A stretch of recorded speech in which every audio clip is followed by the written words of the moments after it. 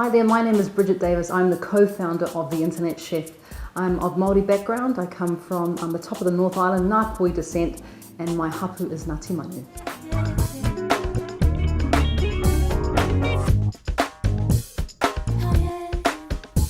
Hi guys, I'm Bridget Davis, The Internet Chef. Thank you so much for joining me on another episode of The Internet Chef TV.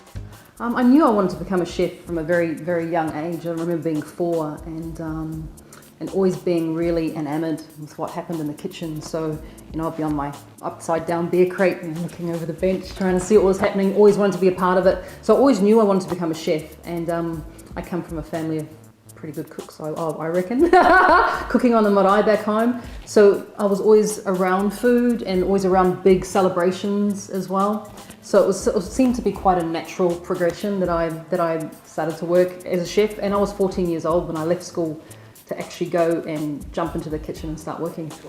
So I left school at 14, and because I knew that this is what I wanted to do in life, and I went and worked in a restaurant. It was actually a Māori restaurant, but what I realised quite quickly is that I needed to go back to school. That I had to go back and train because I needed to get some formal qualifications. It was really good to be hands-on in the kitchen, but I was lacking a bit of knowledge. There was a knowledge gap there. So I went back to chef school, went back to tertiary at age 18.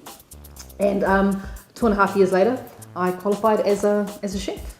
But about 7 or 8 years ago, I got offered the position to be Bill Granger's head chef. Now, Bill Granger's a bit of a celebrity chef here in Australia. So I came from Auckland to Sydney to take over the position of head chef for Bill Granger, which was another great career highlight.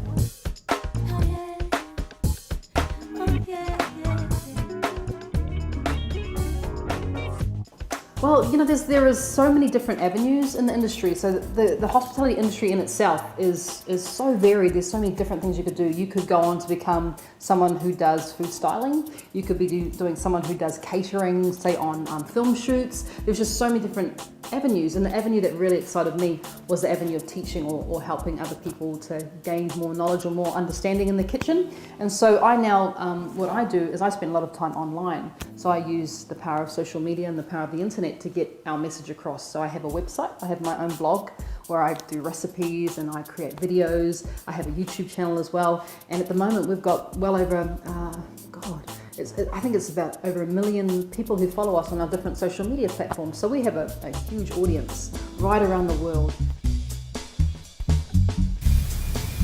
Hi there everyone, I'm Bridget Davis, The Internet Chef, and you're watching a juicing episode of The Internet Chef TV. That's right, we're going to make some juice today, and the juice that we're going to make is called the red, or I like to call it the red foo fighter. What I love the most about what I do is the nurturing of people. So I'm able to either feed them directly.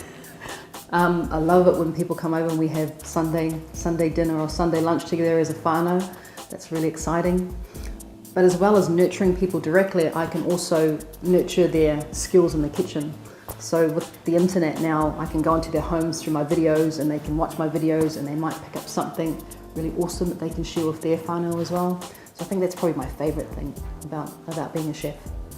It's probably one of the toughest careers because it's not glamorous, and if people think that becoming a chef is all about the glamour and they look at the chefs on TV, it's not that at all. You know, it's hard, and there's a lot of sacrifices that you have to make with being away from home, and you know, when people are on holiday you tend to be at work. When people are celebrating, you know, birthdays and stuff, you're usually in the kitchen. So there's a lot of sacrifice. So I think the main thing is be very sure of this is the career path that you want.